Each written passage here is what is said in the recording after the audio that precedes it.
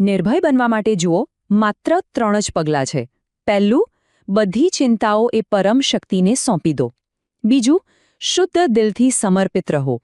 અને ત્રીજું, એ વિશ્વાસ રાખો કે તમારું રક્ષણ થઈ રહ્યું છે. યાદ રાખજો, સમર્પણમાં જ સૌથી મોટી તાકાત છુપાયેલી છે. તો આ આખી વાતનો સાર શું છે? એ જ કે સાચી શક્તિ આત્મવિશ્વાસ અને એ પરમ શક્તિ પરના ભરોસાથી જ આવે છે. શ્રદ્ધા મોટામાં મોટી મુશ્કેલીને પણ નાની બનાવી દે છે. અને હા, ઉચ્ચ આદર્શોને વળગી રહેવાથી જ એક શ્રેષ્ઠ ચારિત્ર્યનું નિર્માણ થાય છે.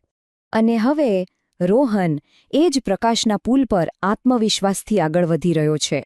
કારણ કે સમજી ગયો છે કે જ્યાં શ્રદ્ધાનો દીવો બળતો હોય ત્યાં ભયનો અંધકાર એક ક્ષણ પણ ટકી શકતો નથી. હવે આખરે એક સવાલ આપણા સૌ માટે છે. આપણા જીવનમાં એવી કઈ ખાઈ છે જ્યાં તર્ક હારી ગયો છે અને હવે માત્ર ને માત્ર શ્રદ્ધાનું પુલ જે આપણને પાર ઉતારી શકે છે? જરા વિચારજો.